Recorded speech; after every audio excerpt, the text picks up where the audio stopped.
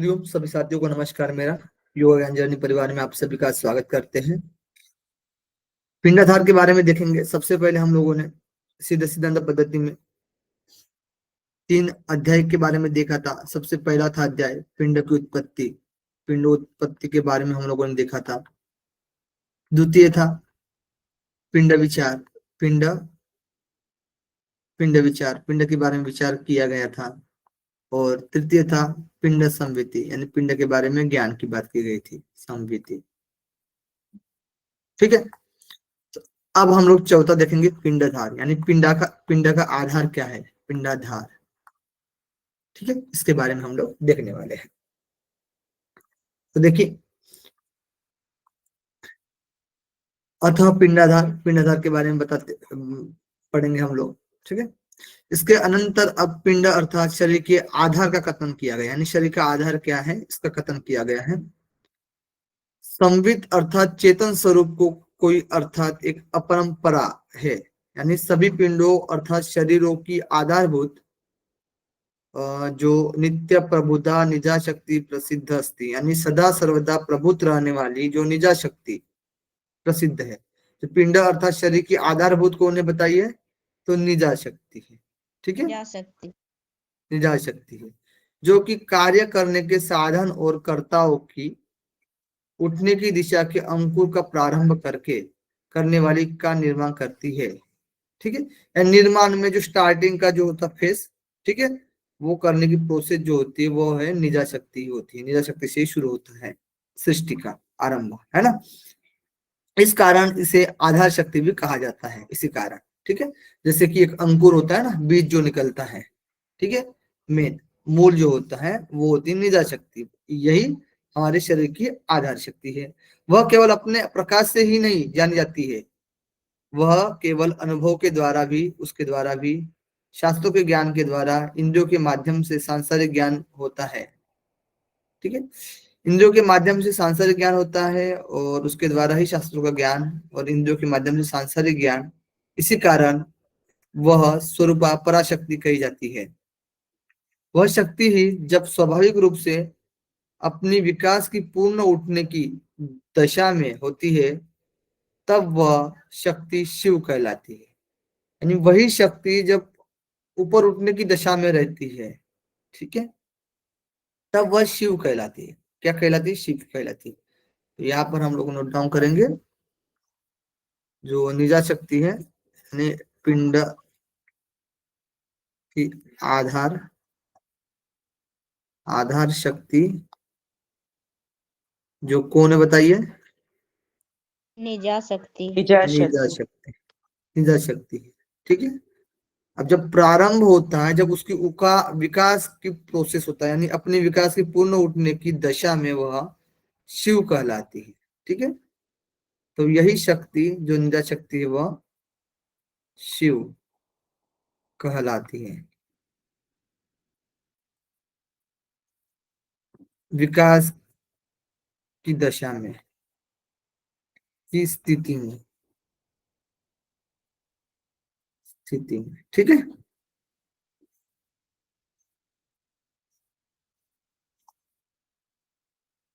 अब आगे देखिए।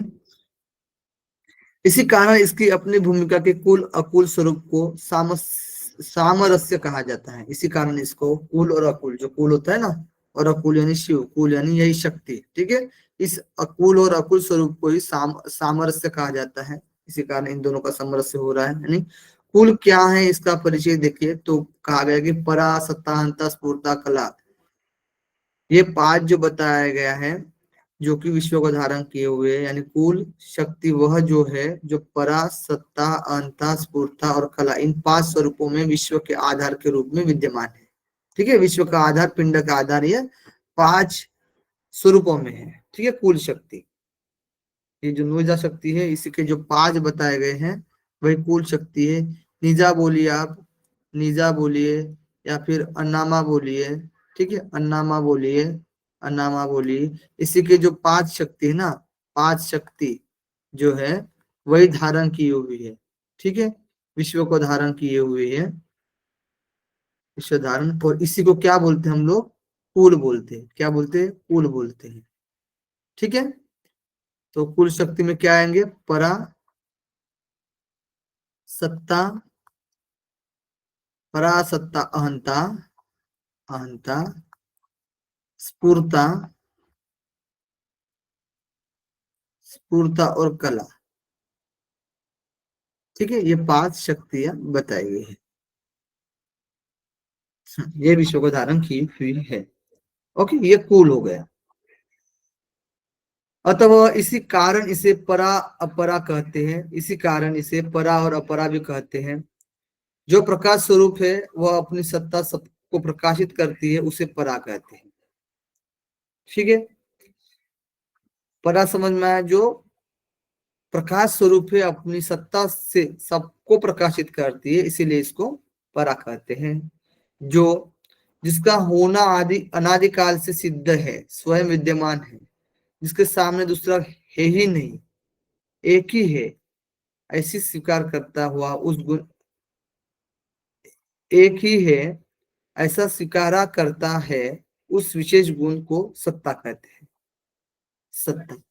ठीक है, ये परा हुआ प्रकाशित वाला जो अनादिकाल से यानी सत्ता है ना, तो उसी को सत्ता कहा जाता है। जिसका न आदि न अंत, जिसके ज्ञान से, न आदि न अंत, जिसके ज्ञान से पार नहीं पाया जा सकता, जो स्वभाव से आनंदमय तथा मैं हूँ इस प्रकार की सूचना देने वाली विशेषता क्या है? बताइए। अहंता है। अहंता। ठीक है, अहंता के बारे में, जिसका न आदि न अंत है, आनंदमय है स्वभाव से, है ना।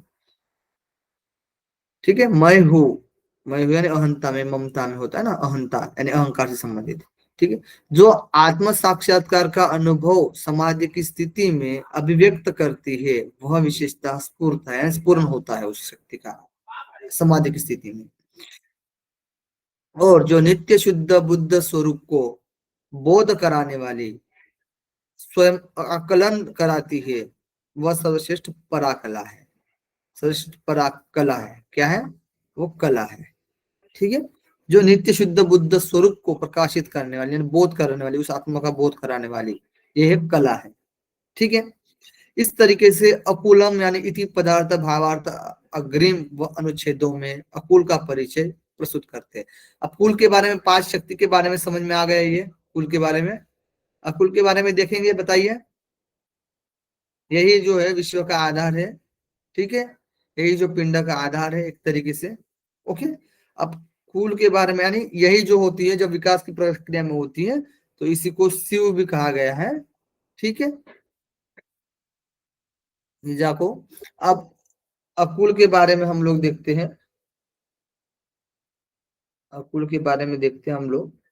अकुल के बारे में यानी शिव जी के बारे में हम लोग देखेंगे अभी। शिव जी के बारे में तो कहा गया है, शिव जी के बारे में, अकुल के बारे में, कि जाति वर्ण गोत्रादि अकिल निमित्तत्वेन, यानी जो जाति वर्ण गोत्र आदि का निमित्त तो है, किंतु निमित्त मात्र है, इन सबसे परे केवल एक ही है, यह सुविदित अकुल है। यानी अकुल का कोई जाति नहीं, कोई वर्ण नहीं, कोई गोत्र नहीं होता है।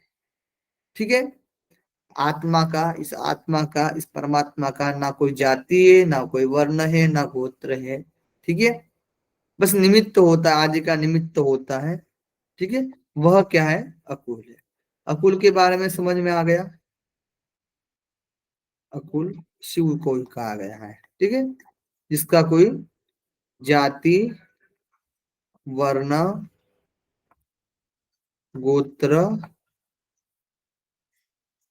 नहीं है। ठीक है, नहीं।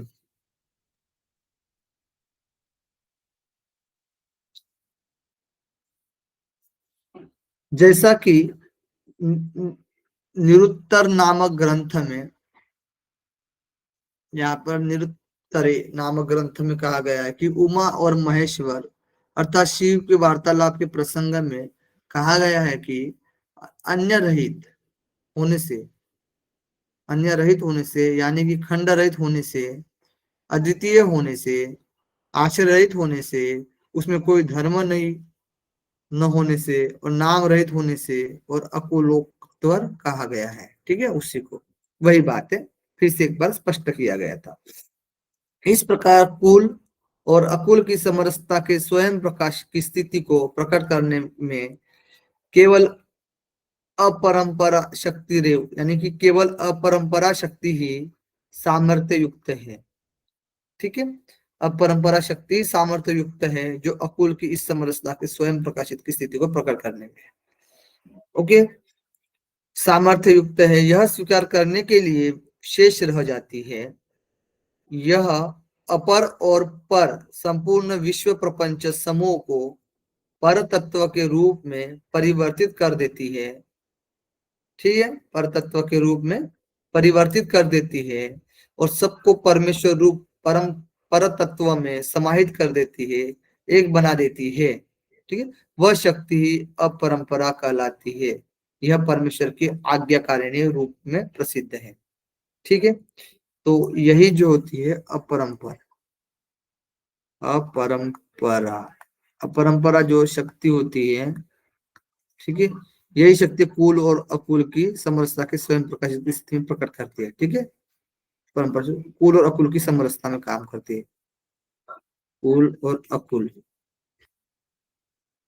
समरसता समरसता के लिए भूमिका निभाती है।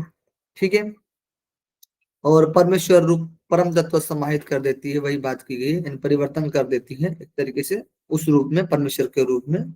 और ये आज्ञाकारिणी रूप में प्रसिद्ध है, परमेश्वर की आज्ञाकारिणी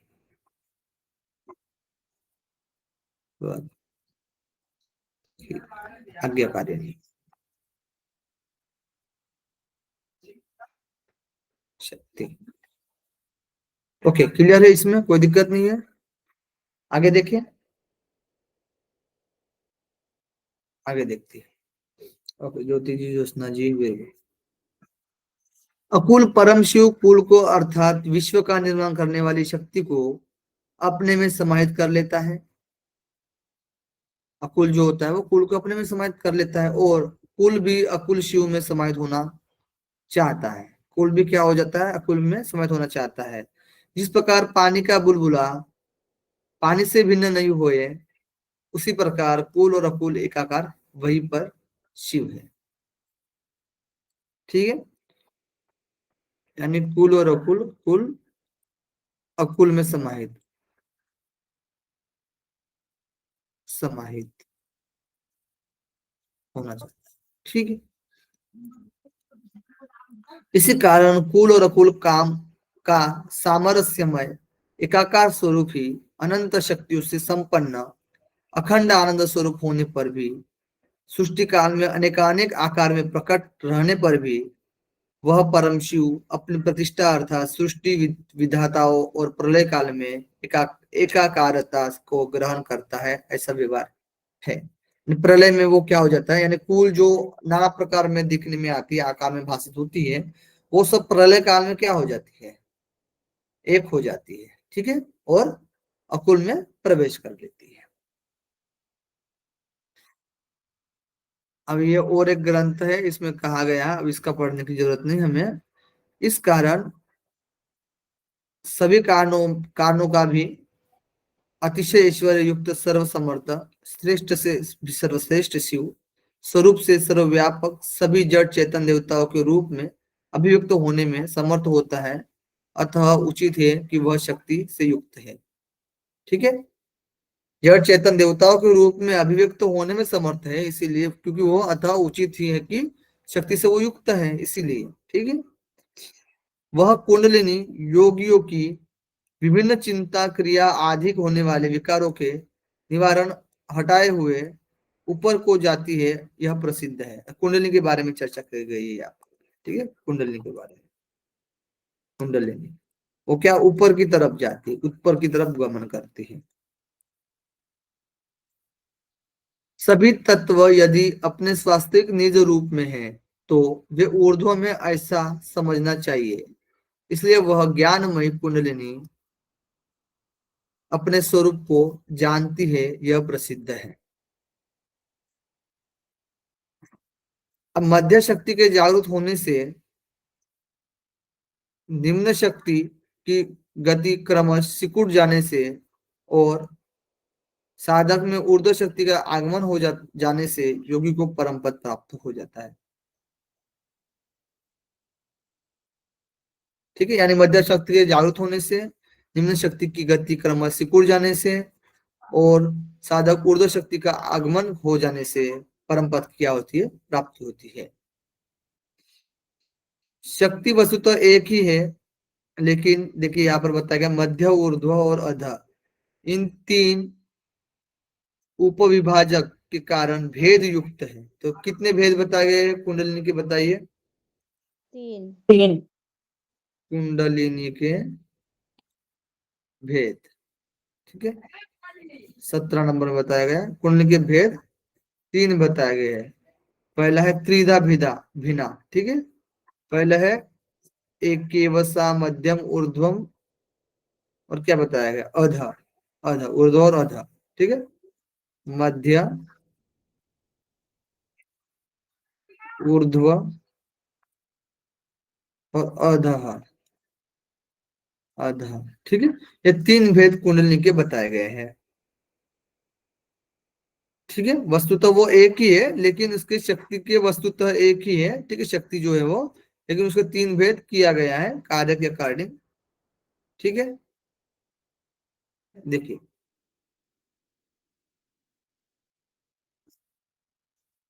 वह बाह्य इंद्रियों के व्यापार में लगी हुई होती है, उस समय विविध चिंताओं में पड़ी रहती है, वह शक्ति अध शक्ति है। ठीक है, इसी कारण योगी जन उसको संकुचित करने में लगे रहते हैं, और इसका आकुंचन अर्थात संकुचन होना मूलाधार के बांधने से सिद्ध होता है, जिससे यह चराचर जगत उत्पन्न होता है और क्रियाशील रहता है। वह ही मूलाधार, उससे ही पिंड में चेतना का प्रसार होता है। वही मूलाधार में क्या होता है, पिंड में चेतना का प्रसार होता है। ठीक है, तो यहाँ हम लोग लिख लेंगे कि जो निम्न है ना, अधर शक्ति है, अधर शक्ति, अधर शक्ति कैसी होती है बताइए, क्या विशेषता बताया गया है, वो बाहरी इंद्रियों के व्यापार में रहती है, व्यापार, व्यापार में रहती है। ठीक है, इसी को अधर शक्ति बोला गया है। इसीलिए इसको जागृत करने के लिए, जागृत, जागृत करने के लिए योगी जन क्या करते हैं, मूल बंद, मूल बंद करते हैं, मूल बंद लगाते हैं। ठीक है, वेरी गुड, मूलाधार को बांधते एक तरीके से, आकुंचन मूलाधार बांधा। ठीक है, मूल बंध या मूलाधार, कोई दिक्कत नहीं। अब आगे देखिए, क्योंकि समग्र शक्ति के प्रसार उक्त शिवानंदाचार्य, अब किसी अलग के अकॉर्डिंग है कि शिवानंदाचार्यों के अकॉर्डिंग बताया गया है कि क्योंकि समग्र शक्ति के प्रसार और संकोच से संपूर्ण चराचर विश्व की सृष्टि अर्थात सृजन और संहार अर्थात प्रलय होता है, और इसमें कोई शंका नहीं है, इसलिए उसे मूल कहते हैं। इसलिए प्राय सभी सिद्ध जन मूलाधार की साधना में साधना करते हैं। ठीक है, चंचल स्वभाव वाली जीवात्मा को व्यर्थ भटकते हुए को भी अपने प्रकाश में निज स्वरूप में ही धारण करने के लिए समर्थ जो मध्य शक्ति है, मध्य शक्ति यानी कुंडलिनी, उसे कुंडलिनी कहा गया है, जो कि वह स्थूल और सूक्ष्म रूप महान सिद्धों को उसका बोध होता है, ऐसा निश्चित रूप से माना जाता है। ठीक है, तो मध्य शक्ति के बारे में देखते हैं हम लोग। अभी पहला कौन सा देख लिया था हम लोगों ने, अधर शक्ति। अब मध्य शक्ति, मध्य शक्ति, मध्य शक्ति के बारे में देखते हैं। तो मध्य शक्ति में कहा गया है कि व्यर्थ भटकते हुए, यानी जो चंचल स्वभाव वाले जो जीवात्मा को व्यर्थ भटकते हुए को भी अपने निज स्वरूप में ही धारण करने के लिए समर्थ जो मध्य शक्ति है, उसे कुंडली कहा जाता है, उसे ही मध्य कुंडली कहा जाता है। वह स्थूल और सूक्ष्म रूप से महासिद्धों को उसका बोध होता है, ऐसा निश्चित रूप से माना जाता है। यानी मध्य शक्ति में साधक को, सिद्धों को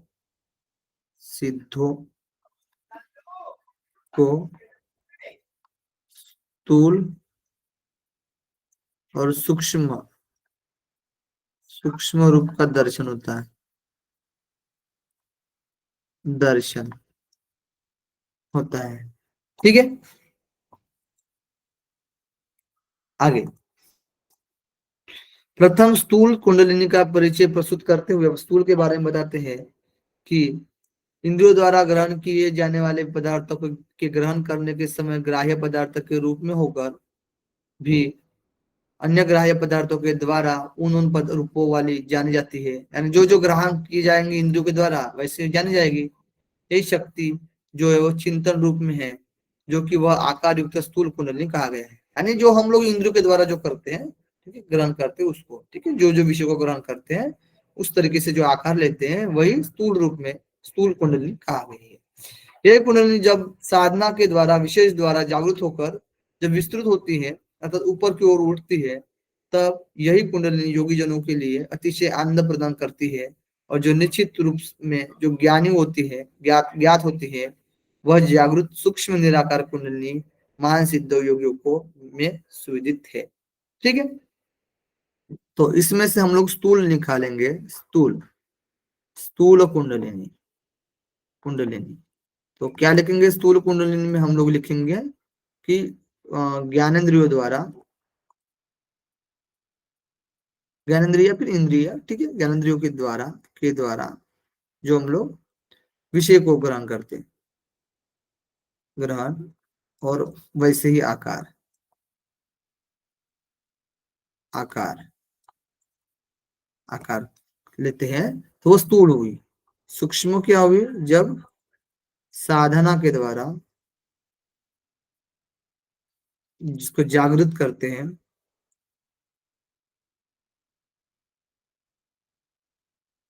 और सूक्ष्म रूप का दर्शन। ठीक है, ये जो लिख रहे हैं वो इंपॉर्टेंट है। आगे देखते हैं, विश्व संरचना की कुल में मूल चेतना को कुंडलिनी कहते हैं। जो विश्व की संरचना की मूल चेतना है ना, मूल चेतना को क्या बोलते हैं? कुंडलिनी बोलते हैं हम लोग। ठीक है, उसकी सत्ता दो रूप में है। सत्ता कितने रूप में? दो रूप में। स्थूल रूप वाली, और जिसका बोध सभी लोग करते हैं, जो मतलब अज्ञानवश सबको मतलब सामान्य रूप से जो भाषित होता है, जो स्थूल रूप भाषित होता है ना। और सूक्ष्म रूप है, वह व्याप्ति और व्यापक संबंध से रहित होती है। व्याप्ति और व्यापक संबंध से कैसे रहित होती है? व्यक्ति बाह्य अनुभूतियों में मुग्ध है, वह उसके रहस्य को नहीं जानता है, नहीं जान पाता है ना। स्थूल रूप वाली और सूक्ष्म रूप वाली। सत्ता के जो दो रूप हैं, सत्ता के दो रूप, यानी इस कुंडलिनी के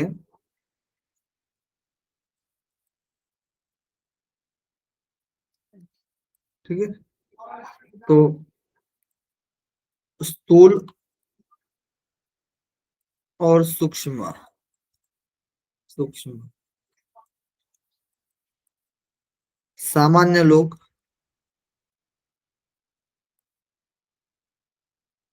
जानते हैं। ठीक है, और बाह्य वृत्ति, उसकी बाह्य वृत्ति से, बाह्य वृत्ति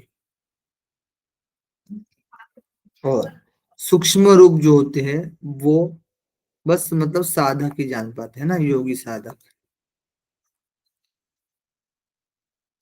जान पाते हैं। ओके, आगे देखते हैं। इसलिए चेतना स्वरूप सूक्ष्म उत्कृष्ट मध्य शक्ति कुंडलिनी देह की सिद्धि के लिए, दूसरे शब्दों में देह धारण अर्थात जन्म के प्रयोजन की सिद्धि के लिए योगी लोगों को चाहिए कि प्रशस्त गुरु के साक्षात उपदेश के माध्यम से जानकर उसे उसकी सर्वोच्च निज स्थिति में पर्यंत जागृत करे। ठीक है, सूक्ष्म शक्ति के बारे में बताया गया कि योगी लोग जागृत करें। अब उसके अनंतर ऊर्ध्व शक्ति निपात कुंडली शक्ति का ऊपर सहस्त्रार पद्म में पहुंचने का कथन बताया गया है कि ऊपर की तरफ हम लोग लेकर जाते हैं तो सहस्त्र चक्र तक पहुंचने का कथन कहा गया है कि सभी तत्वों के ऊपर विद्यमान होने से निर्नाम परम पदम एवं ऊर्ध्वम इति प्रसिद्धम, यानी कि निर्नाम परम पदम ही सबसे ऊपर है। एंड जो परम पद है वो कैसा है, सबसे ऊपर है। और उस परम पद शिव की स्वयं बहुत नाना नाना रूप गुणों का साक्षात ज्ञान लेने वाली जो शक्ति है, अर्थात जागृत कुंडलिनी कहते हैं। जागृत जब कुंडली हो जाती है तभी उस परम परमेश्वर परम शिव का दर्शन हो सकता है। ठीक है, उसका निपातन विविध स्वरूपों की अभिव्यक्ति के सामर्थ्य का बोध है। अपने स्वरूप का में तुम इन दो भेदों और अज्ञताओं का बोध मात्र नहीं है, अपितु अपने अखंडता के रूप में होता है। यानी कि अब वो अलग अलग का भेद नहीं रहता है, यानी प्रकृति पुरुष का अलग अलग नहीं, तो मतलब अलग अलग अखंड का बोध होता है। एक तरीके से एक ही मतलब एक ही बोध होता है जो परमेश्वर परम तत्व का ही बोध होता है उस समय। ठीक है, ये कहा। शक्ति शिव के अंदर है और शक्ति के अंदर शिव है। चंद्र उसके प्रकाश चांदी जैसी है, यानी जैसे कि शक्ति के अंदर शक्ति शिव के अंदर है और शक्ति के अंदर शिव है। ठीक है, चंद्र और उसके प्रकाश चांदनी जैसे पृथक पृथक नहीं है। चंद्र और उसके प्रकाश पृथक पृथक लगते हैं, अलग अलग नहीं लगते। उसी प्रकार शिव और शक्ति में भी भेद नहीं समझना चाहिए। देखो कितनी अच्छी गूढ़ रहस्य वाली बात बताई गई है, मजेदार बात बताई गई है। शक्ति इसमें शिव में, शिव में, और शिव किसमें है बताइए, शक्ति में। शक्ति में। ठीक है, जैसे चंद्र और प्रकाश, चंद्र और प्रकाश, चंद्र और उसका प्रकाश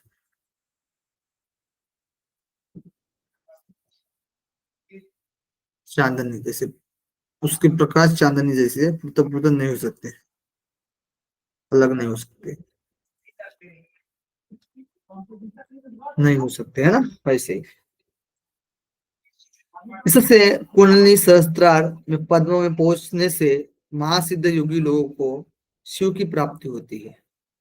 तो कुंडलिनी जो है वो कुंडलिनी जो है वो धीरे धीरे धीरे धीरे धीरे सहस्त्रार तो पहुंचती है। ठीक है, शिव की प्राप्ति।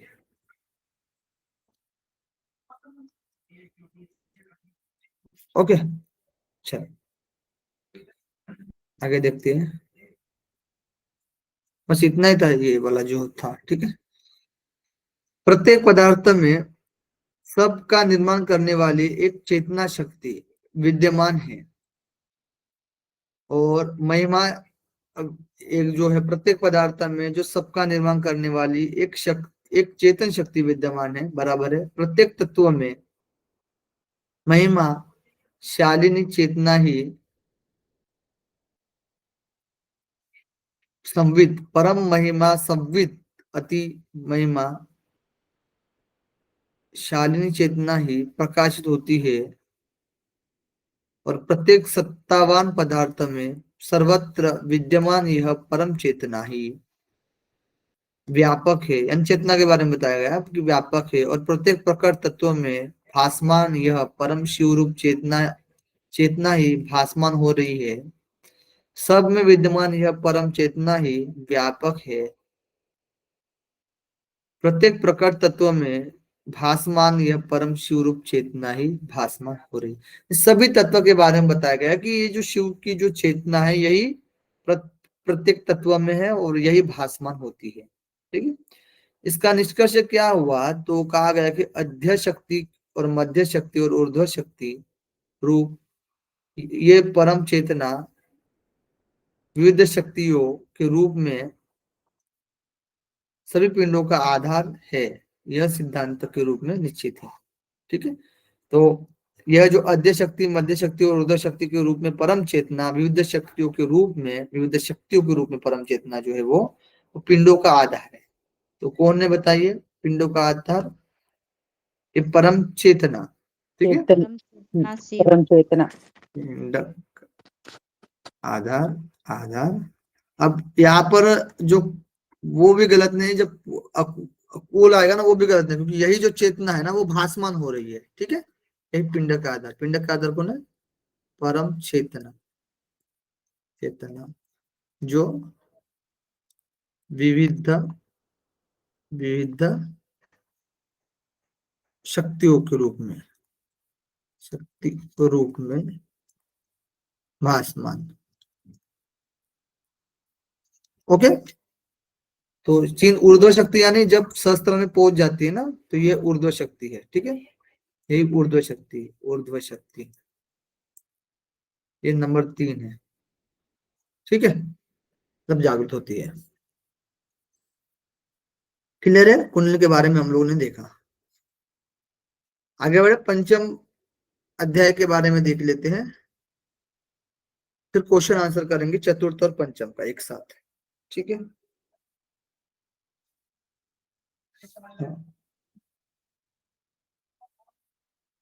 ओके। पंचम उपदेश बताया गया है कि समरस, अब पिंड समरस के बारे में बताया जाता है, समरसकरण। इसके अनंतर जो पिंडों और पद का सामरस्य कैसे होता है इसका वर्णन करते हैं। तो 5 नंबर बताइए, 5 नंबर, 5वां जो अध्याय का नाम क्या है बताइए? पिंड समरस। पिंड समरस। ठीक है, पिंड और पद का समरस, पिंड प्लस पद। ठीक है, तो समरस, इसके बारे में देखते हैं। तो महान सिद्ध योगी पहले बताए हुए क्रम के अनुसार पर पिंड से लेकर अपने पिंड पर्यंत सबको जानकर परम पद के साथ समरस स्थापित करें। ठीक है, यानी जो पिंड से लेकर अपने पिंड पर्यंत, अपने पिंड पर्यंत, पर पिंड से लेकर अपने पिंड पर्यंत जानकर किसमें समरस करने की बात की जाती है? पिंडों को परम पद। परम पद में। ठीक है, परम पद में समरस, समरस करने की बात की जाती है। ठीक है, परम पद शिव का स्वरूप यह है कि निज अनुभव से ही जानने योग्य है, वह स्वयं प्रकाशमान है और समस्त विश्व प्रपंचों को प्रकट करता है। ठीक है, तो स्वयं ईश्वर शिव जी के बारे में, ये तो हमको इतना तो पता ही है ना। चलिए, जहां मन बुद्धि की पहुंच नहीं है, अन्य ज्ञान के साधन भी उसे नहीं जान सकते हैं, है ना। न वाणी क्या कर सकती है, अर्थात वाणी द्वारा भी उसका वर्णन संभव नहीं है। इसलिए उपदेश वाले गुरु से ही उस पद की प्राप्ति कैसे हो सकती है।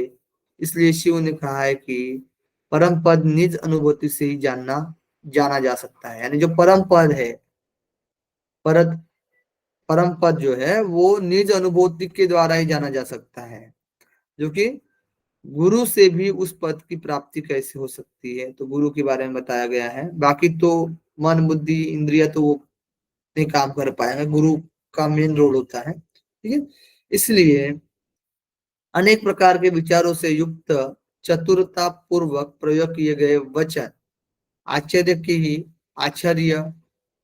ही अंग बनते हैं, अर्थात उनसे आश्चर्य की उत्पन्न होता है, आश्चर्य उत्पन्न होता है। इस कारण परम पूजनीय गुरु की कृपा जो उपाधि रहित अर्थात अवर्णनीय है, अवर्णनीय है। ठीक है, उसका वर्णन असंभव है। ठीक है, अवर्णनीय है जो गुरु है। ठीक है, उससे ही उसका निर्णय करना संभव है। इस कारण परम पद स्वयं निज अनुभूति से ही ज्ञातव्य है या प्रसिद्ध, यही सिद्धांत के रूप में स्वीकृत है। ठीक है, तो निज स्वरूप से परम पद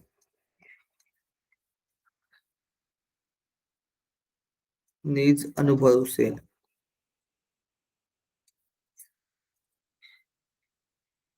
ज्ञातव्य है,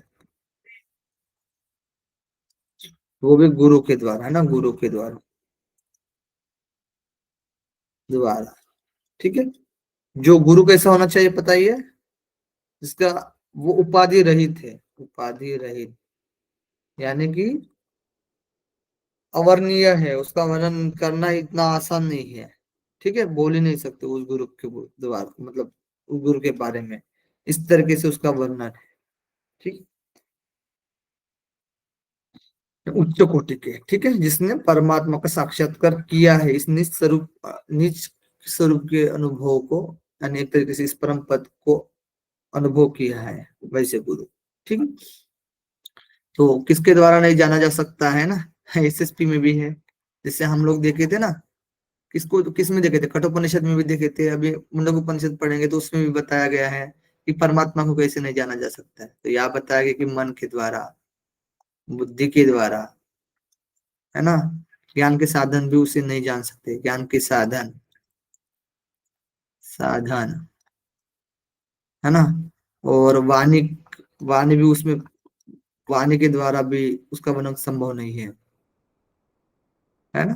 ठीक है, ये सब से नहीं जा सकते। ओके, चलिए आगे देखिए, समझ में आ रहा है, कोई दिक्कत तो नहीं? ज्योति जी, आभा जी, ओके, ज्योत्सना जी, मीनाक्षी जी, ओके, वेरी गुड। आगे देखते हैं, योग के मार्ग में, तंत्र साधना के मार्ग में जिन्होंने दीक्षा ली है, बहकाने वाले अर्थात अन्य पथ पर भटका देने वाले, वे लोग पाखंडी कहे गए हैं। ठीक है, और उनके साथ रहने वाले भी पाखंडी कहे गए हैं। देखिए, योग के मार्ग में जो तंत्र शिक्षक, यानी तंत्र साधना के मार्ग में जिन्होंने दीक्षा ली है, और बहकाने वाले, पथ पर भटका देने वाले, वे लोग, भटकाने वाला जो होता है पथ, ठीक है, मतलब सही मार्ग नहीं दिखा रहे हैं। ठीक है, जो तंत्र शास्त्र में भी कुछ है चीजें, ठीक है, तो उसमें कहा गया वही पथ, वो पाखंडी कहे गए हैं, उनके साथ रहने वाले भी पाखंडी हो गए हैं। जिस मार्ग को दिखा देने पर उसी क्षण से स्वयं अनुभव योग्य साक्षात प्रारंभ हो जाता है, उसके लिए गुरु को ही कारण माना जाता है।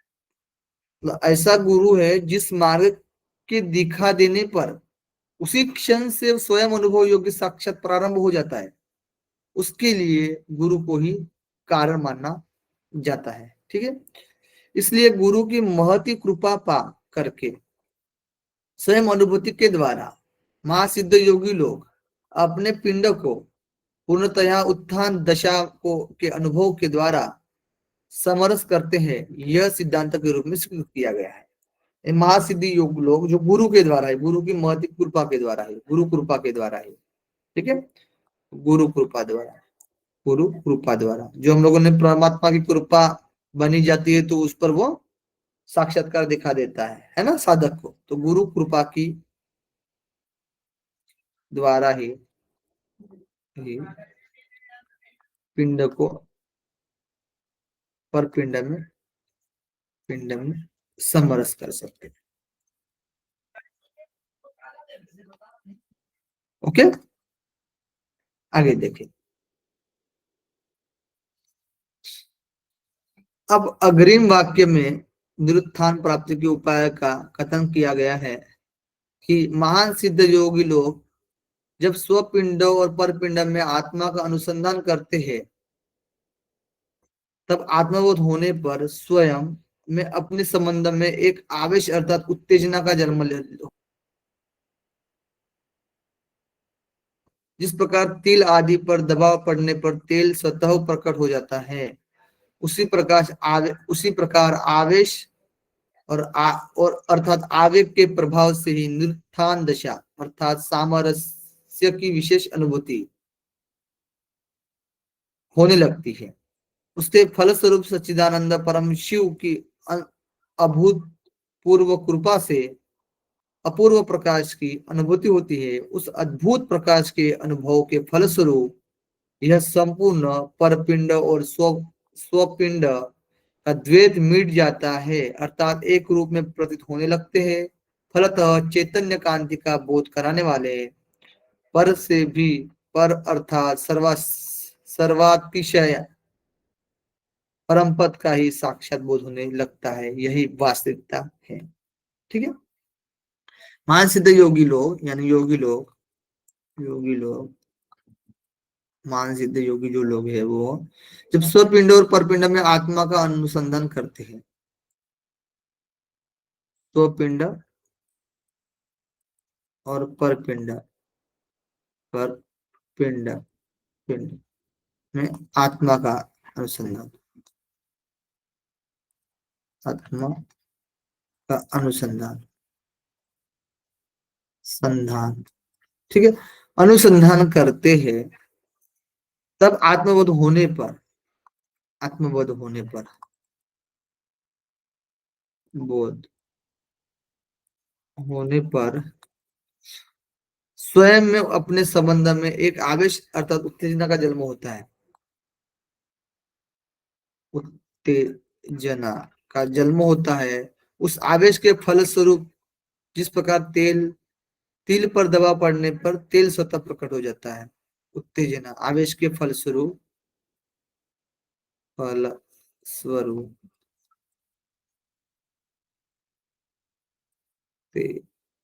तिल तेल, ठीक है, जैसे तिल पर प्रभाव पड़ेगा तो तेल निकलता है, सेम वैसे ही उस आवेश के फलस्वरूप निरुत्थान दशा अर्थात सामरस्य की विशेष अनुभूति होने लगती है।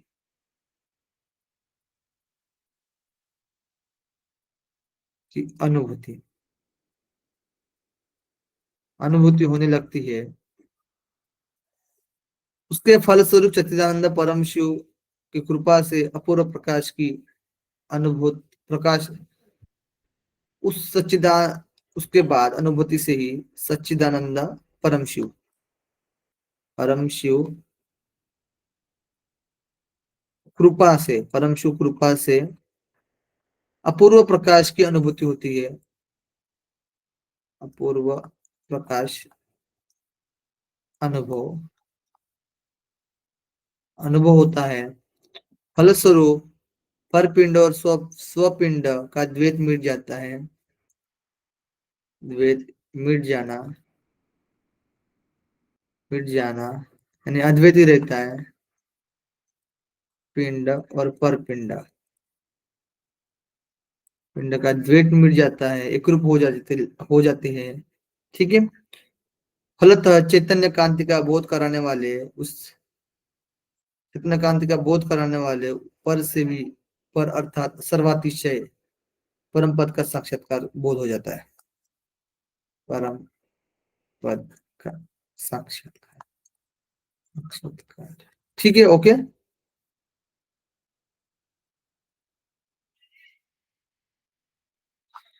चलिए बहुत बढ़िया, आगे देखते हैं।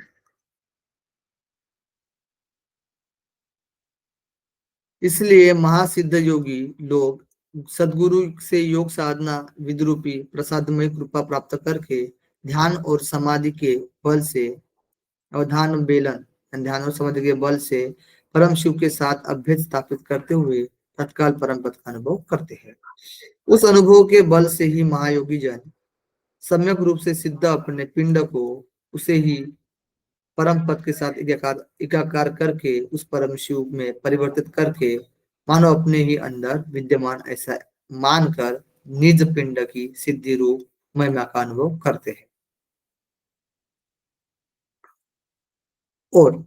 और निज पिंड के अनुभव का तात्पर्य अपने स्वरूप परम आनंद की किरणों का उदय मात्र इस आनंद किरणों के उन्मेष का अपने में ही अनुभव करना ही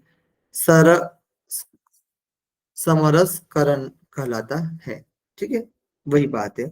इसलिए महासिद्ध योगी लोग, हमारा यह पिंड निज कारण से ही इस बड़े रश्मि पुंज के रूप में प्रतीत हो रहा है और अपने चिंतन पूर्ण अनुभव से स्वयं में ही यह स्वीकार करके पिंड सिद्धि की साधना में प्रवृत्त होते हैं।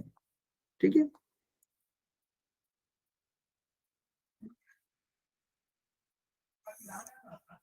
अग्रिम अनुच्छेद में यह बताते हैं कि जहाँ प्रयत्न किया जा रहा है कि पिंड सिद्धि के बाद योगी का वेश क्या होना चाहिए। अब पिंड सिद्धि के बाद योगी का वेश की बात की गई है, तो अब यहाँ पर ध्यान रखना।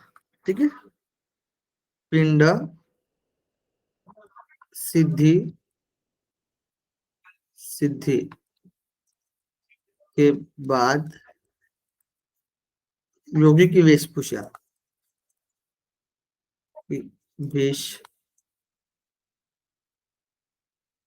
वेशभूषा वेशभूषा देखते हैं। ठीक है।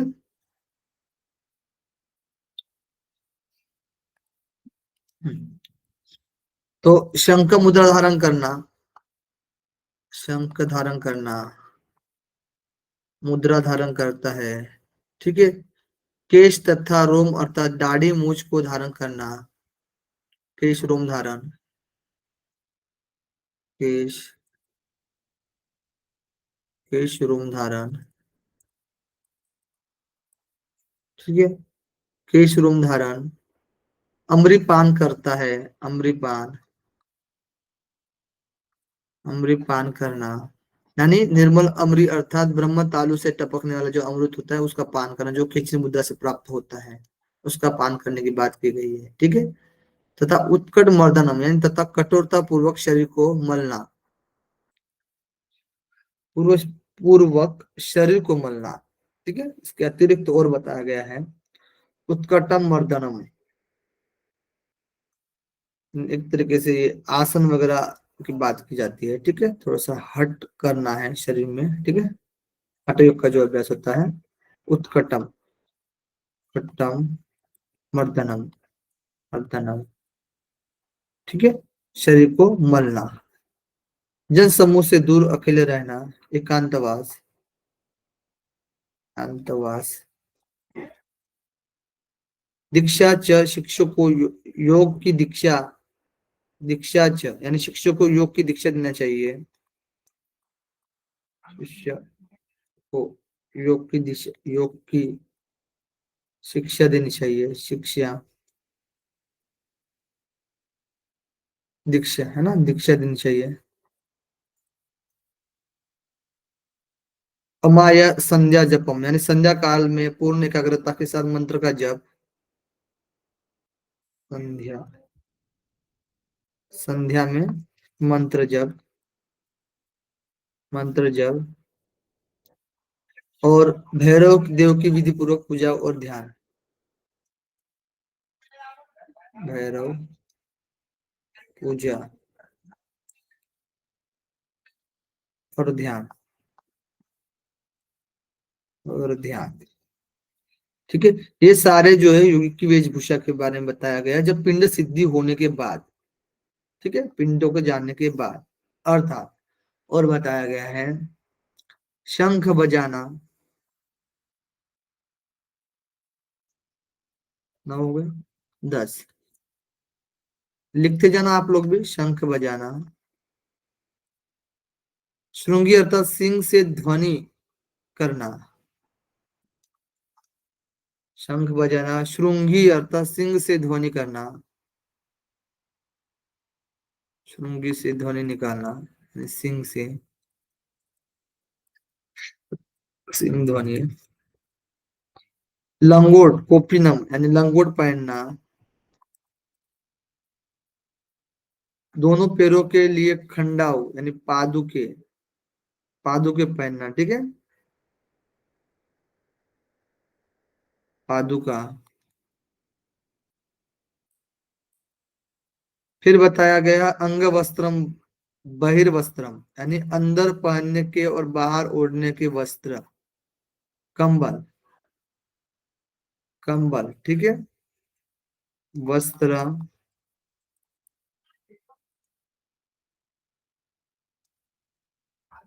वस्त्र, कंबल, कंबल ओढ़ने का, ओढ़ने के लिए, और अद्भुत छत्र यानी विशेष प्रकार का छाता, छाता भी होना चाहिए, छाता, बेत का डंडा, बेत का डंडा होना चाहिए, बेत का डंडा, बेत जो होता है ना, डंडा,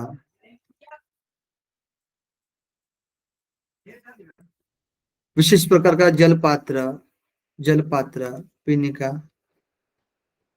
जल पात्र, पानी, पानी जो रखते हैं ना हम लोग, ठीक है। और भस्मना त्रिपुंडकम यानी कि भस्म द्वारा 3 रेखा वाले माथे पर तिलक, भस्म द्वारा तिलक, तिलक लगाना, ठीक है। और गुरु की वंदना करके यह सब योगी को प्रयत्न पूर्वक करना चाहिए। गुरु वंदना, गुरु वंदना के द्वारा ये सब प्रयत्न पूर्वक करना चाहिए, ठीक है। क्लियर, आगे देखिए। पिंड सिद्धि हो जाने पर सभी सिद्धियां उनके निकट आ जाती है। तो पिंड सिद्धि से क्या है, सिद्धियों की प्राप्ति होती है, ठीक है।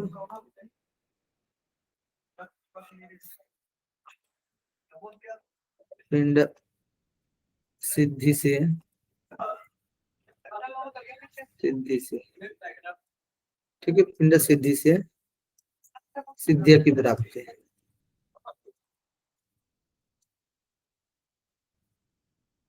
ओके।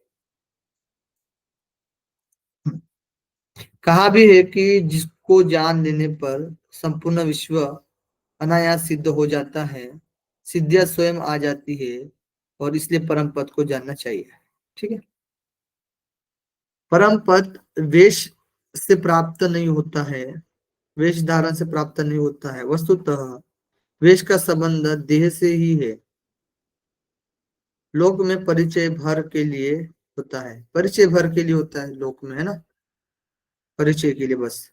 लोक में जो बुरा या उत्तम व्यवहार प्रचलित है, उसे लेकर जो उत्तम है उसे अलग किया गया है। उसमें उत्तम को स्वधर्म कहा जाता है, और उसमें भी योग मार्ग विशेष रूप से पूर्तक किया गया है, ठीक है।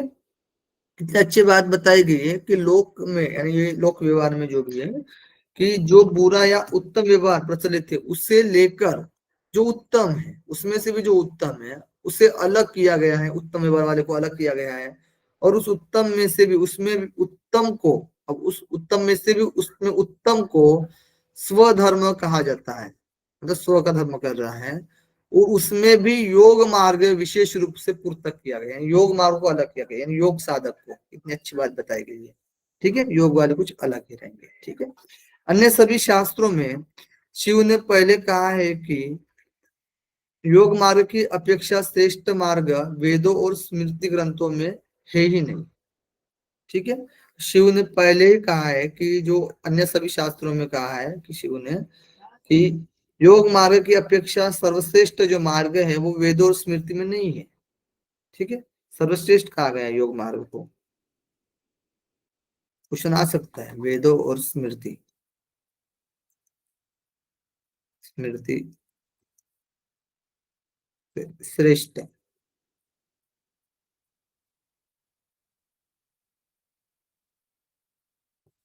योग मार्ग, ठीक है। स्वतः स्फूर्त ज्ञान सत्संगति और तर्क से उत्पन्न ज्ञान परम पद से जोड़ने का जो उपाय है योग, उसे योग कहते हैं। यानी स्वतः स्फूर्त ज्ञान सत्संगति और तर्क से उत्पन्न ज्ञान परम पद से जोड़ने का जो उपाय है उसे योग कहते हैं। लोक में, लोक में, लोक में लोग जो निरंतर निष्कृष्ट व्यवहार करते हैं और लोग ज्ञान के बल से उस सभी निकृष्ट व्यवहार को, उस सब को त्याग देते हैं, पूर्व काल में अर्जित स्व संस्कार वश सभी मनुष्य को ज्ञान और कर्म होता है, किंतु शास्त्र से युक्तियों अर्थात तर्कों से क्रिया से उत्पन्न अनुभव से क्रमश स्पष्ट होता है कि क्या प्रशस्त है और क्या अप्रशस्त है ना। यानी मनुष्य को ज्ञान और कर्मों से तो शास्त्र, ठीक है, सभी मनुष्य को ज्ञान और कर्म होता ही है ना, संस्कारवश, किंतु शास्त्र से युक्तियों अर्थात तर्क से क्रिया, शास्त्र से युक्तियां अर्थात तर्क से क्रिया से उत्पन्न अनुभव, तर्क से जो अनुभव होता है वो उससे स्पष्ट होता है कि प्रशस्त अच्छा क्या है और अच्छा क्या नहीं है ना। इस प्रकार पिंड सिद्धि हो जाने पर पूर्ण ज्ञान प्राप्ति के लिए, उस परम पद की प्राप्ति के लिए महासिद्ध अर्थात पूर्ण सिद्ध प्राप्त हुए योगियों के मत को जानकर उसी जीवात्मा में परम पद के साथ अहम भाव के साथ सहज ज्ञान एवं संयम रूप उपाय के साथ अद्वैत भावना के क्रम से साधना करनी चाहिए। ओके, एक ही है। अब इससे परम पद का अनुभव होने लगता है अर्थात उसकी प्राप्ति हो जाती है। यहाँ सहज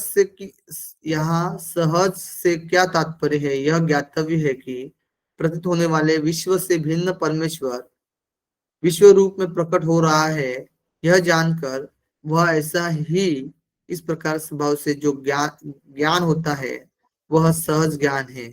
यह लोक में प्रसिद्ध अर्थात इसे सहज ज्ञान कहते हैं।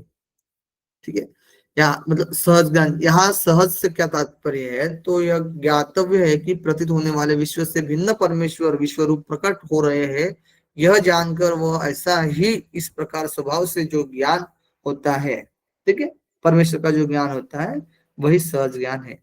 संयम से तात्पर्य है कि साधन साधक के अपने चित्त में उठते हुए व्यापारों पर नियंत्रण आत्मा में स्थापित करना संयम का पद है। ठीक है, सहज ज्ञान, सहज ज्ञान, ठीक है, संयम यानी व्यापार और नियंत्रण, व्यापार नियंत्रण।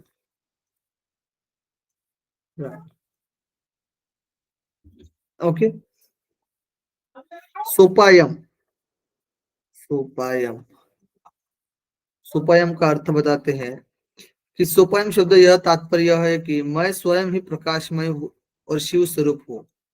इस भावना को स्वयं ही निज आत्मा में स्थिर करके निरंतर इसी तात्विक स्थिति में स्थिर हो रहना चाहिए। स्थिति को सोपाय कहते हैं।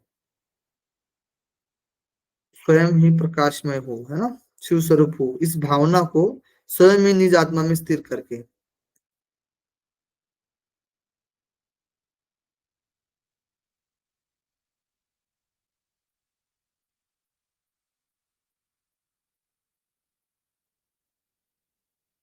स्वयं प्रकाशित हो,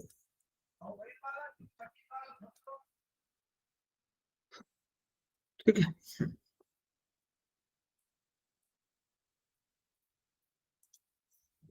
अद्वैत शब्द का तात्पर्य यह है कि योग साधक नित्य तृप्त रहकर विकल्प रहित होकर परम शिव तत्व के साथ मैं परम तत्व को प्राप्त कर चुका हूँ, उसकी प्राप्ति के लिए कोई प्रयत्न अपेक्षित नहीं है अभी, यह मानकर परम शिव के रूप में मन स्थिति में रहना ही स्थिति अद्वैत कहलाती है। ठीक है, यानी वो पर पिंड को, मतलब पिंड को उस पर पिंड में समाहित कर देता है।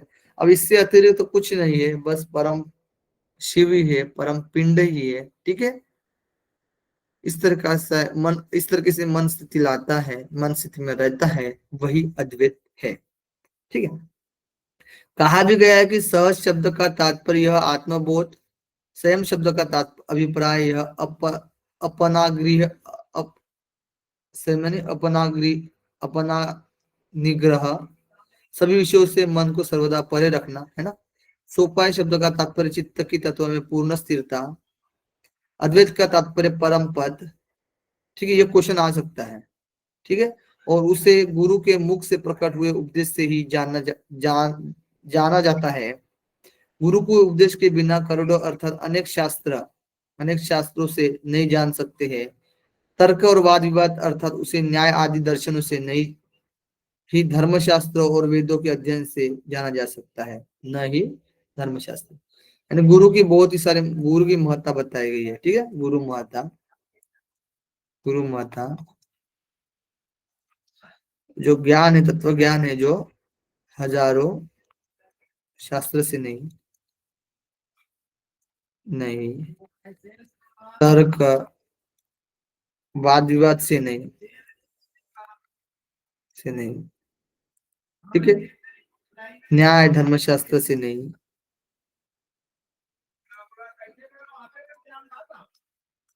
उसे नहीं जान सकते। ठीक है,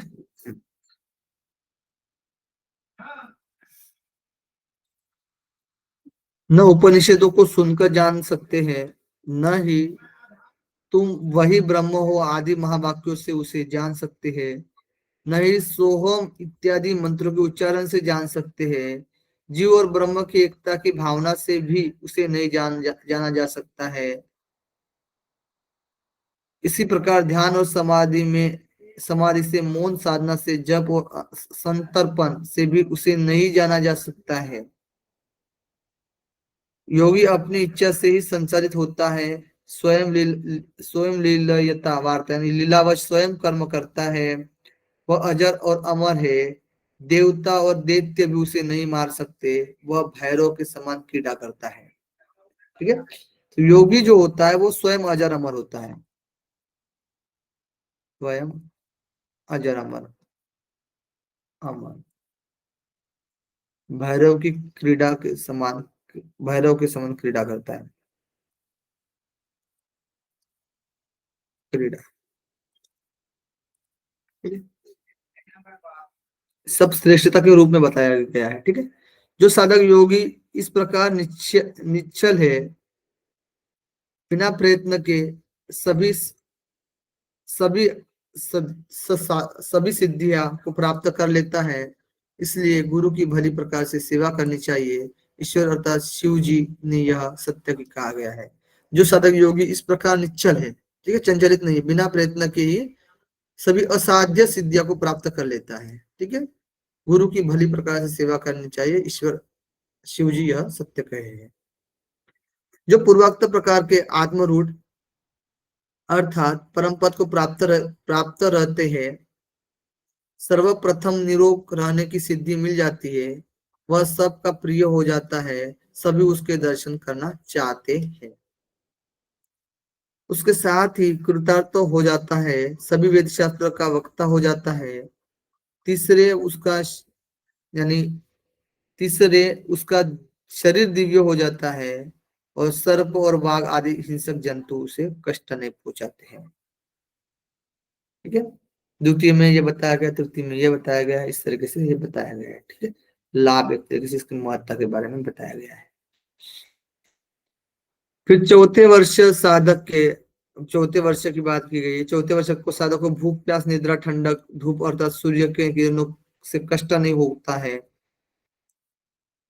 दिव्य योगी बहुत दूर के शब्द सुनने में समर्थ हो जाता है। पांचवें वर्ष में बताया गया है कि पांचवें वर्ष में योगी को वाक सिद्धि मिल जाती है, वह जो करता है वैसा ही हो जाता है, दूसरे के शरीर में प्रवेश का सामर्थ्य आ जाता है। छठवें वर्ष में बताया गया है कि शस्त्र नहीं काट सकते उसको। सप्तम वर्ष में बताया गया है कि सातवें वर्ष में वायु के समान वेग युक्त गति वाला हो जाता है, और दूरदर्शी भी हो जाता है। सातवें वर्ष में बताया गया दूरदर्शी हो जाता है। अष्टम वर्ष में बताया गया है कि आठवें वर्ष में अनिमादि की सिद्धियां प्राप्त होती है। ठीक है, नब्बे वर्ष में बताया गया है कि वज्र काय से यानी वज्र के समान हो जाता है, और आकाश में विचरण करने वाला हो जाता है। 10वें वर्ष में बताया गया है कि पवनात वेगी यानी वायु से भी तीव्र वेग वाला हो जाता है। एकादश यानी 11वें वर्ष में बताया गया है कि सम्यक सर्वज्ञ यानी पूर्ण सर्वज्ञ यानी सर्वज्ञ और अनंत सिद्धिया की प्राप्ति होती है, सर्वज्ञ हो जाता है। 12वें वर्ष में बताया गया असो शिव तुल्य, यानी शिव के समान हो जाता है। प्रशस्त गुरु के चरण कमलों के प्रभाव से इस प्रकार 12 वर्षों में महाबलशाली सिद्ध योगी निश्चय ही भैरव के समान तीनों लोकों में पूजा जाता है। ठीक है, 12 वर्षों में, 12 वर्षों में, ठीक है, बहुत बढ़िया। 12 वर्षों में योगी को गुरु की कृपा के द्वारा, है ना, भैरव के समान तीनों लोकों में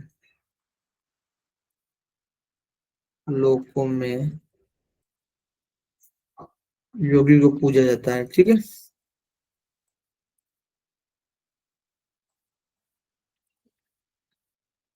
ओके, अलग अलग 12 सिद्धियां बताई गई है।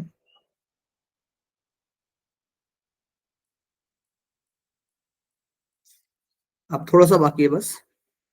जो योगी विविध योनियों में प्राप्त दुखों से विश्राम का अनुभव करना चाहते हैं, वह के चरण कमलों का आश्रय ले और गुरु के वचनों के अनुसार ही करने से समरसीकरण के रूप में परम पद दूर नहीं है। यानी गुरु की महत्ता चल रही है। ठीक है, गुरुकुल की परंपरा 5 प्रकार से बताई गई है। अब देखिए यहाँ पर गुरुकुल गुरुकुल की परंपरा परंपरा 5 प्रकार। पहला है, यहाँ पर हम लोग लिख लेते हैं, पहला है आई संतान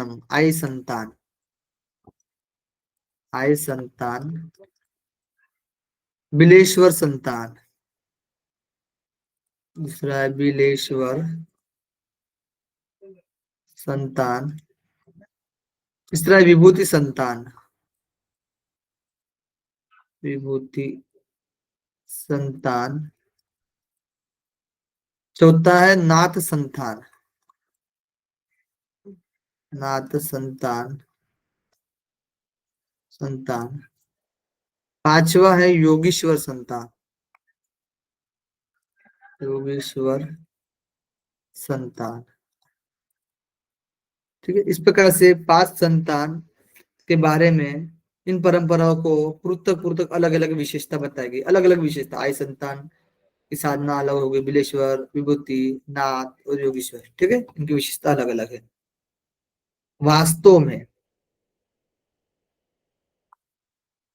वास्तव में सभी पदार्थ पंच महाभूतों से उत्पन्न है और सभी पूर्व उससे ही उत्पन्न है, और शिव एकमात्र सम्यक ज्ञान रूप है। उससे भिन्न सभी कुछ, सब कुछ अज्ञानमय अव्यक्त है, अर्थात इसके स्वरूप को सब नहीं जानते हैं। शिव ज्ञान स्वरूप है। ठीक है, इन गुरु परंपराओं में भी कुछ परंपरा वाले स्वरूप अर्थात आत्मज्ञान से रहित है ना, ऐसे भी बहुत सारे हैं जो आत्मज्ञान से रहित है। ठीक है, बता दूंगा लास्ट में, या फिर शाम को भी बता देंगे। ठीक है, अभी फिलहाल के लिए बस ये 5 बस नाम थोड़ा सा ध्यान रखिए, उसके बारे में फिर बता दूंगा मैं। ठीक है, आई संतान, बिलेश्वर संतान, विभूति संतान, नाथ संतान, योगेश्वर संतान। अब इनके अलग अलग विशेषता होते हैं, अलग अलग कुल होते हैं। ठीक है, उसमें अलग अलग साधना बताई जाती है, तो जिसमें से कुछ परंपरा होते हैं जिसमें आत्मज्ञान से रहित होते हैं, आत्मज्ञान की धारणा नहीं होती। जैसे समाज में भी देखते होंगे ना, बहुत से अलग अलग सामाजिक तौर पर जो भक्ति के नाम पर जो होता है ना, अलग अलग परंपराएं होती है ना, हम इनको मानते हैं, हम इनको मानते हैं, लेकिन एक दूसरे में ही मतलब विचलित हुए हैं, है ना, एक दूसरे की चेष्टा करने में तुले हुए हैं, एक दूसरे को नीचे दिखाने में तुले हुए हैं। हमारा देव श्रेष्ठ है, हमारा देव श्रेष्ठ, हमारा ईश्वर श्रेष्ठ है, तो वो एक ही है ना, अलग अलग टुकड़े में बांट करके आत्मज्ञान से तो परे है ना। तो इस तरह की चर्चा मिलती है। तो कुछ परंपराओं में आत्मज्ञान से रहित है, केवल वेश धारण किए हुए हैं, है ना, कुछ कुछ देखने में आते, कुछ वेश ही धारण किए हुए बाबा जैसे दिखते हैं। खरीदने और बेचने आदि का कार्य करते हैं, अन्य गुरु परंपराओं के प्रति एक दूसरे को धिक्कारते हैं, निंदा करते हैं, योग साधना के मार्ग से द्वेष करते हैं। सही बात है, जो अभी भी चल ही रहा है। ऐसे लोग बढ़े हुए रजोगुण के कारण घोर संकल्प वाले होते हैं, अनेक प्रकार की कामनाओं से भरे रहते हैं, क्रोधी होते हैं, बहुत अहंकारी होते हैं, अपने को महान मानते हैं, पाप कर्म करते हैं, ईश्वर प्रेम करने वाले को धिक्कारते हैं। बताइए, जो साधुओं सज्जनों की संगति करते हैं, प्रशस्त शास्त्र ज्ञान तथा परम आनंद को प्राप्त है।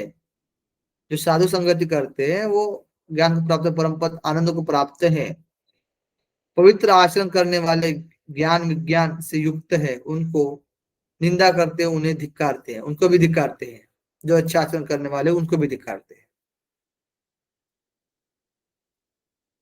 वे लोग, तुम लोग दुष्ट हो, हम लोग सज्जन हैं, तुम लोग भ्रष्ट हो, हम लोग पवित्र है, अज्ञानवश परस्पर एक दूसरे को निरंतर इस प्रकार कहते रहते हैं। भूमि यानी पृथ्वी, जल, अग्नि, वायु, आकाश, इस प्रकार परंपरा के उदय भली प्रकार कहे गए हैं। ठीक है, इसी तरीके से उदय हो जाते हैं। कठिनता यानी बताया गया है, उदय बताया गया एक तरीके से, परंपरा के उदय भली प्रकार कहे गए हैं, यानी कि पृथ्वी, जल, अग्नि, वायु और क्या है, आकाश।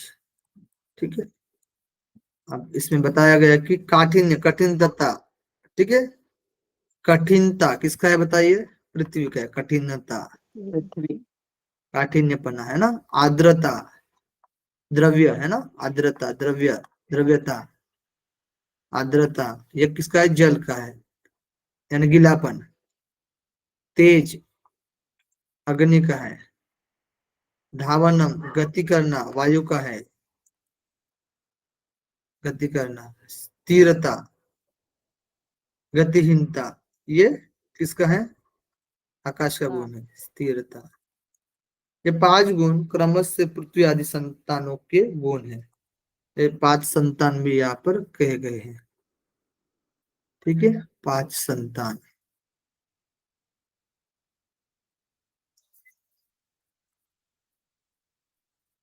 संतान,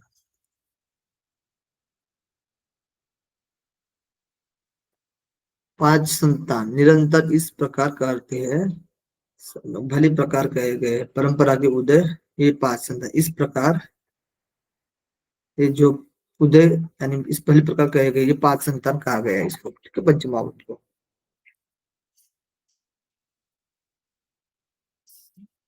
ब्रह्मा विष्णु रुद्र ईश्वर सदाशिव।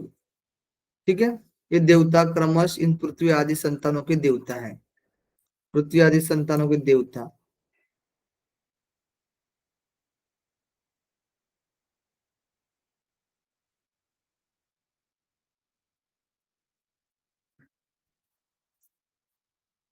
ठीक है, ब्रह्मा विष्णु रुद्र ईश्वर और सदाशिव, सदाशिव। ठीक है, ये पांच देवता है, देवता, संतान, गुण। ठीक है,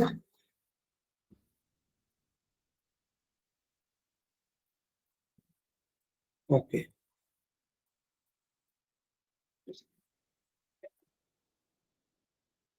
इन पृथ्वी आदि की पांच अवस्थाएं बताई गई, स्थूल सूक्ष्म कारण तुर्य तुर्यातीत। ठीक है, चतुर्थ जो होता है स्थूल सूक्ष्म कारण, चतुर्थ होता है, चतुर्थ से परे इनमें से क्रमश प्रतीत होते हैं। इन सबको जानता है वह योगी है, वह सिद्ध पुरुष है, वह योगीश्वर है। यह अत्यंत रहस्यमय की बात है, मैंने तुम्हारे लिए प्रकाशित किया है। पांच क्या बताया गया है, पांच अवस्थाएं,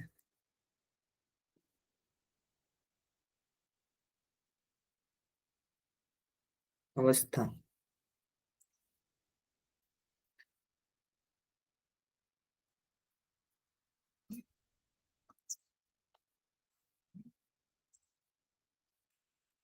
अवस्था।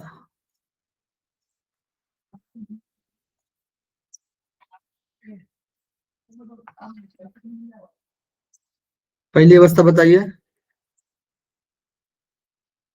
स्थूल। स्थूल है ना? जी। स्थूल सूक्ष्म। स्थूल, सूक्ष्म, कारण, तुरी और तुर्यातीत।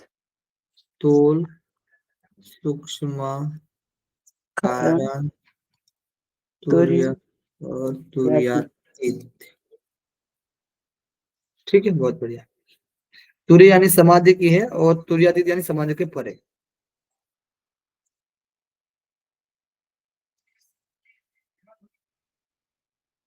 आगे देखते हैं, बस कुछ बाकी है।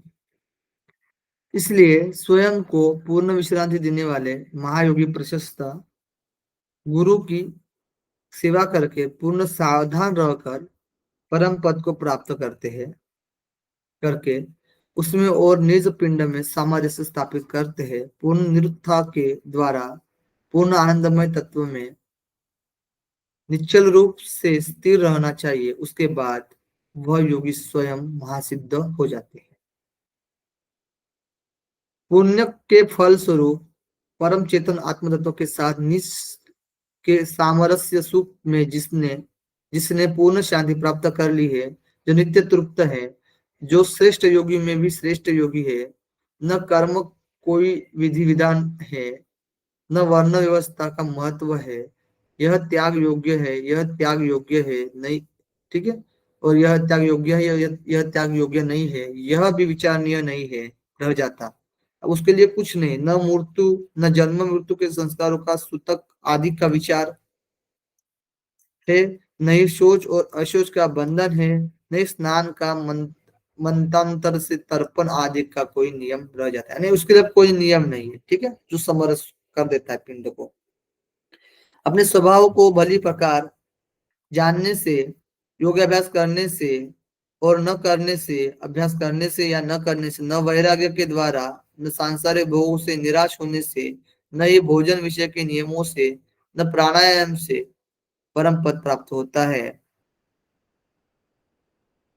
परम पद न मुद्राओं को धारण करने से, न योग साधना करने या मौन धारण करने से, न ही विविध कर्म कांड से, न वैराग्य व्यर्थ पर से, न कष्ट सहन रूप से तप से प्राप्त होता है। परम पद न जप से प्राप्त होता है, न तप से, न ध्यान से, न यज्ञ से, न तीर्थ से, और न देवों की पूजा करने से, भक्ति की आश्रय लेने से, न ही धर्मों के पालन करने से, न परम पद की प्राप्ति होती है।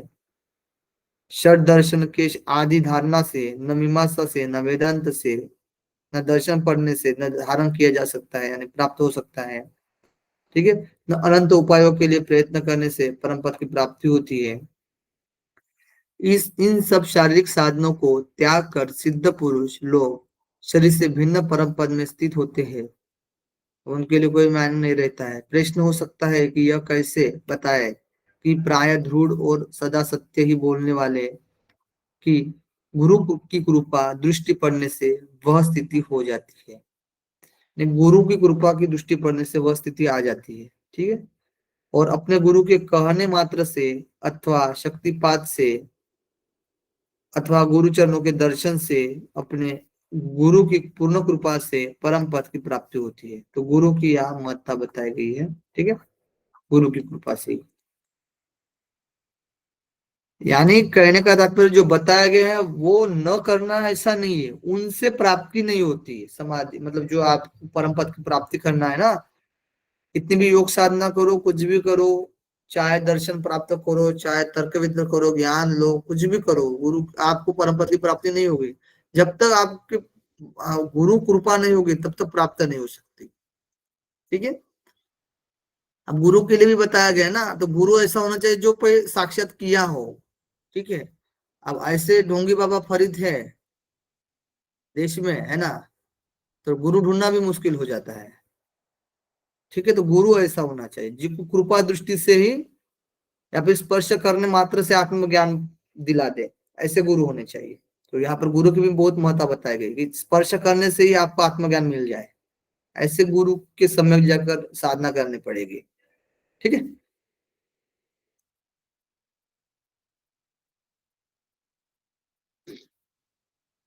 इसीलिए शिव ने कहा है कि बारंबार शिव का कथन होने से गुरु से अधिक कुछ भी नहीं है। जो केवल वचन मात्र अथवा आशीर्वाद से अथवा न केवल देखने भर से तत्काल शिव विषय ज्ञातव्य को स्वयं अंतःकरण से जानने योग्य परम पद को प्रकट कर देता है। ठीक है, स्वयं ही जान सकते गुरु की कृपा से।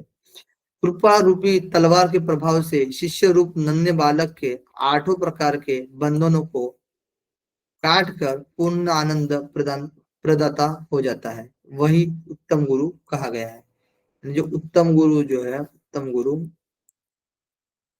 गुरु 8 प्रकार के बंधन को काट देता है ना, दूर कर देता है। ठीक है, पूर्ण आनंद प्रदान करता है।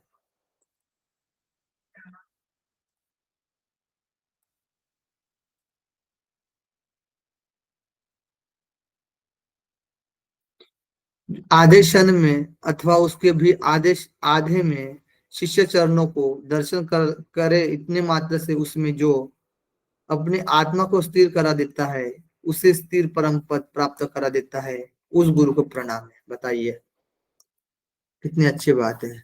गुरु, ठीक है, जो कि बताया गया कि आधे में अर्थात आधे क्षण में, आधे में, उसके आधे में शिष्य चरणों को दर्शन कर इतने मात्र से, बताइए, शिष्य चरणों को का दर्शन कर इतने मात्र से, गुरु चरणों को, चरण को दर्शन करने मात्र से, मात्र से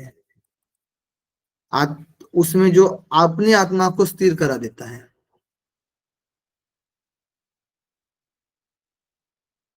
आत्मा को स्थिर करा देता है।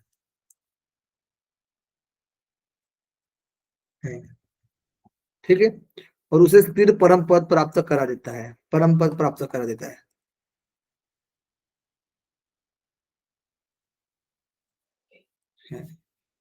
वैसे गुरु को प्रणाम है। जो व्यक्ति अनेक प्रकार की शंकाओं को दूर करने वाले कथा के द्वारा पूर्ण शांति देता है, उसे सदगुरु समझना चाहिए। जो अनेक प्रकार की शंकाओं को दूर कर देता है, ठीक है, कथाओं के द्वारा पूर्ण शांति देता है, उसे सदगुरु समझना चाहिए। जो ऐसा नहीं उसे झूठा आडंबर करने वाला समझना चाहिए। ठीक है, जो ऐसा नहीं है, जो शांति नहीं प्रदान कर सकता है, पूर्ण शांति, कथाओं के द्वारा पूर्ण शांति की बात की गई है, ना कि शांति की। शंकाओं को जो दूर कर देता है वो गुरु है, ना कि झूठा आडंबर करने वाला समझना चाहिए। ठीक है, साफ साफ दिया गया है। अतएव इसलिए परम पद की प्राप्ति के लिए सदगुरु की सदा वंदना करनी चाहिए।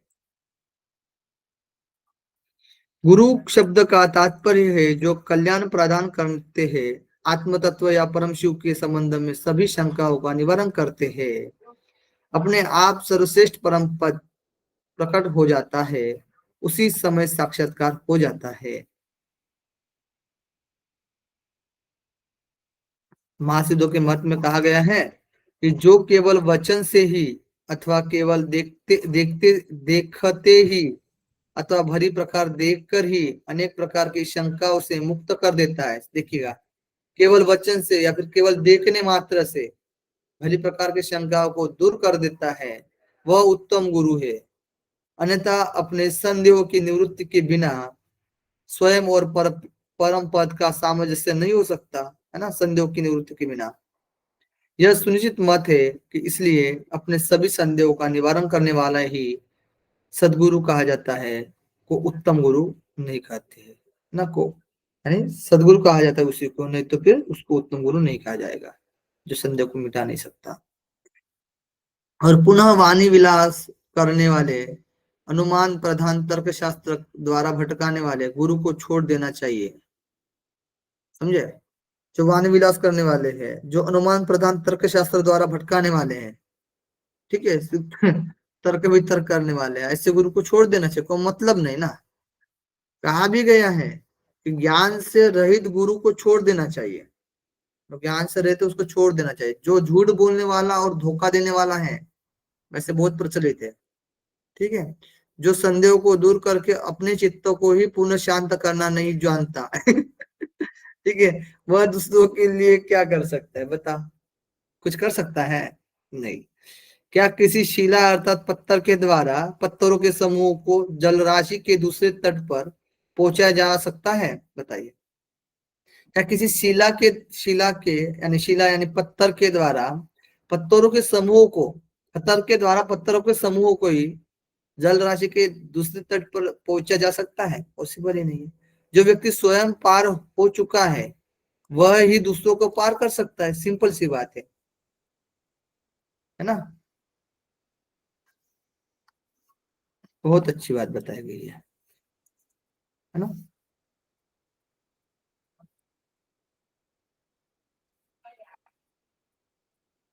सदगुरु घोर संदेहमय संकल्प विकल्पों से युक्त, जिसे चिंता रूपी भवरों के कारण करना करना कठिन है, पार करना कठिन है, और जो सागर सांसारिक प्रपंचों की वासना रूपी ग्राह्य अर्थात मगरमच्छों से युक्त है, वासना रूपी लहरों से युक्त संसार सागर से स्वयं अपने ज्ञानमय उपदेश के द्वारा निरुत्थान के माध्यम से तत्काल पार कराने में समर्थ है। दृष्टिपात करके उपदेश पूर्ण वचनों अथवा आशीर्वाद से अथवा प्रेम के करुणामयी दृष्टि शिष्य पर डालकर शिष्य को पार करा देते हैं। भवसागर से पार कर देने पर शिष्य अपने पद को प्राप्त कर लेता है और वह स्वयं अपने पद को अर्थात स्थिति में स्थिर हो गए, यानी स्वयं स्थिति में क्या हो जाता है, स्थिर हो जाता है, ठीक है। इससे वह शिष्य जन्म मृत्यु के चक्कर में संसार में बंधन से मुक्त हो जाता है तथा परम आनंद होकर कला और रहित अर्थात पूर्ण शिव भाव को प्राप्त कर लेता है। क्योंकि सदगुरु कुल की से करोड़ों पीढ़ियों को तत्काल ही संसार सागर से पार करता है, इसलिए उस गुरु की प्रत्यक्ष तीनों समय में वंदना करना चाहिए। गुरु को सभी अंगों अर्थात मन वचन कर्म से नित्य स्तुति करने से सेवा करने से वह स्थिरता प्राप्त करता है, वह अपने स्वरूप में पूर्ण स्थिर हो जाता है। इस प्रसंग में अधिक क्या करे, गुरु की विशेष कृपा बिना करोड़ों शास्त्र के द्वारा भी समस्त शंकाओं की निवृत्ति रूप चित्त विश्रांति दुर्लभ है। जिन्होंने चित्त विश्रांति प्राप्त कर ली है, जिनका चित्त दृढ़ है, ऐसे योगियों का विशेषकर जो अपनी आत्मा में ही निमग्न है, उनका विशेष रूप से निरुत्थान होता है, पिंड लीन हो जाता है, इसमें थोड़ा भी संदेह नहीं है। जिन्हें गुरु की कृपा प्राप्त है, ऐसे शिष्य को चेतना विस्तार के उदय के परिणाम स्वरूप आत्म प्रकाश में ही जब मानस व्यापार निरुद्ध हो जाता है, तब उन्हें पूर्ण विश्रांति का अनुभव स्वयं ही हो जाता है। इस तरीके से हमारा जो पंचम अध्याय जो है वो भी पूरा हो जाता है। क्लियर है? क्वेश्चन करेंगे अभी। सिद्ध सिद्धांत पद्धति के चतुर्थ उपदेश में कितने श्लोक का वर्णन मिलता है, बताइए।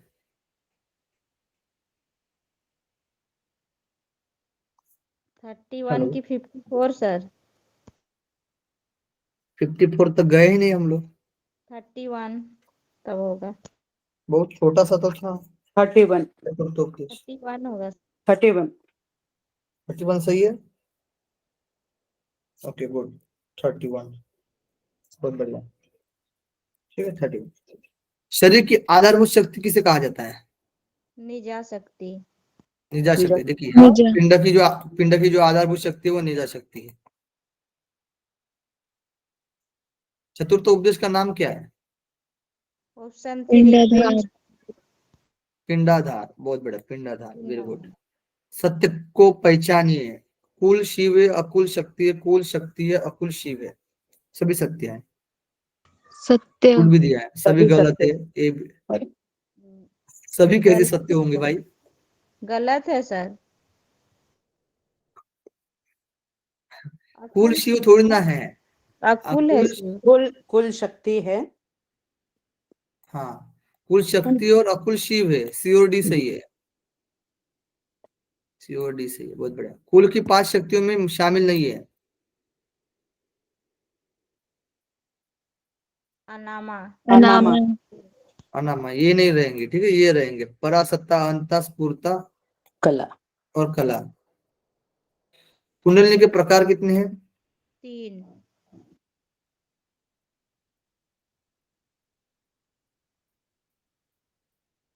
प्रकार भेद 3 है ना, 3 भेद। और प्रकार 2 है। प्रकार 2 है जागृत, और एक होता है जागृत, एक प्रबुद्ध है, एक दूसरा होता है अप्रबुद्ध है, प्रबुद्ध और अप्रबुद्ध है। अप्रबुद्ध।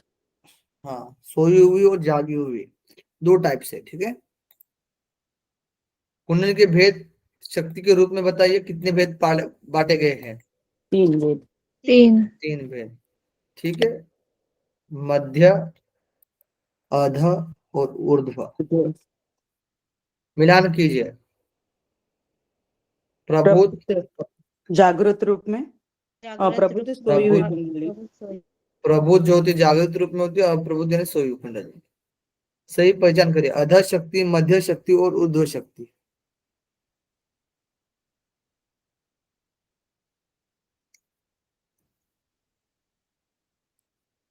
सभी सही है सर, सभी सभी सही सही। है। अध शक्ति जो बाहरी इंद्रियों के व्यापार में लगी रहती है, मध्य शक्ति जो कुंडली जागृत जीवात्मा को अपने स्वरूप में अवस्थित कर देती है, और ऊर्ध्व शक्ति शिव का साक्षात्कार कराने वाली। बहुत बढ़िया, सभी सही है, एबीसी।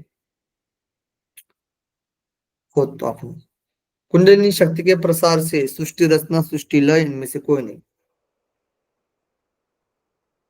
दोनों, ए बी। कुंडलिनी शक्ति के प्रसार से, सृष्टि रचना, शक्ति से के प्रसार से क्या होगी? सृष्टि की रचना होगी, ठीक है। और कुंडली शक्ति के आंकोचन से सृष्टि का लय होगा, ठीक है। तो सृष्टि की रचना आएगी। कुंडली जागरण के लिए योगी कौन सा बंध लगाते हैं? मूल। मूल बंध, मूल बंध, मूल बंध लगाते हैं। कुंडलिनी के किस रूप का अनुभव सिर्फ योगियों को होता है? सूक्ष्म रूप का, सूक्ष्म रूप का, सूक्ष्म रूप का। कुंडलिनी के मध्य शक्ति से क्या होता है? जीवात्मा अपने स्वरूप में अवस्थित, जीवात्मा अपने स्वरूप में अवस्थित हो जाता है। कुंडलिनी के ऊर्ध्व शक्ति से क्या फल मिलता है? परम पद, परम पद। परम पद की प्राप्ति होती है, ठीक। पांचवें उपदेश के हम लोग एमसीक्यू करेंगे। पंचम उपदेश में कितने श्लोक का वर्णन मिलता है? 84, 84। 84। पंचम उपदेश का नाम क्या है? पिंड पद ई समरस ऑप्शन। भाव, पिंडपत समरस, पिंडपत समरस। योगी की कितनी अवस्था की चर्चा की गई है?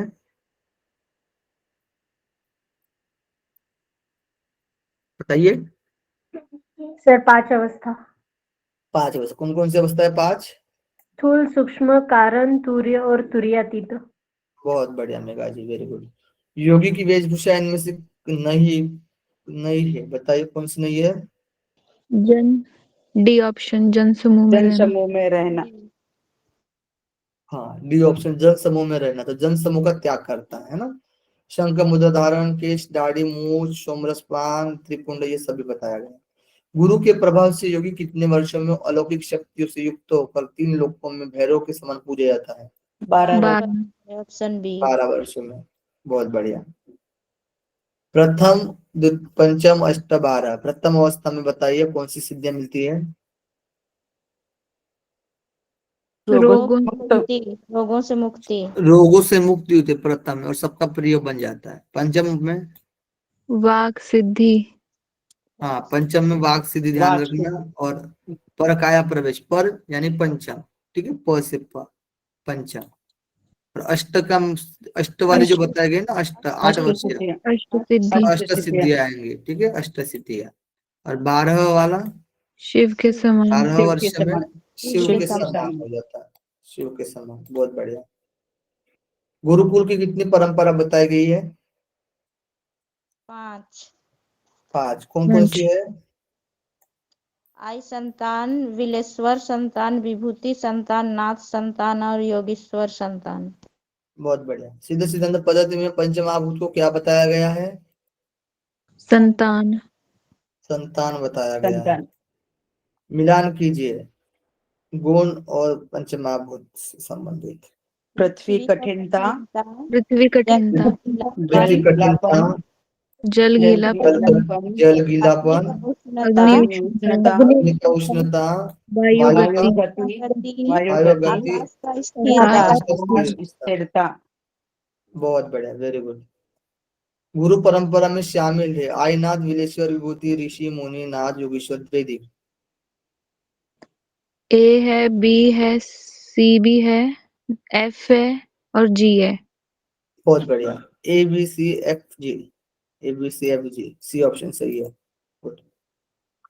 सीक्वेंस में लगाइए पांचों देवता को। संतान के 5 देवता है ये। Brahma, Vishnu, Rudra, Ishwar, Sadashiv. Good, very good Meenakshi ji. Sequence Brahma, में है। विष्णु, रुद्र, ईश्वर, सदाशिव, ये तो सबको पता है। योगी की अवस्था को सीक्वेंस में लगाइए। स्थूल, सूक्ष्म, कारण, तूर्य, तुर्यातीत। बहुत बढ़िया।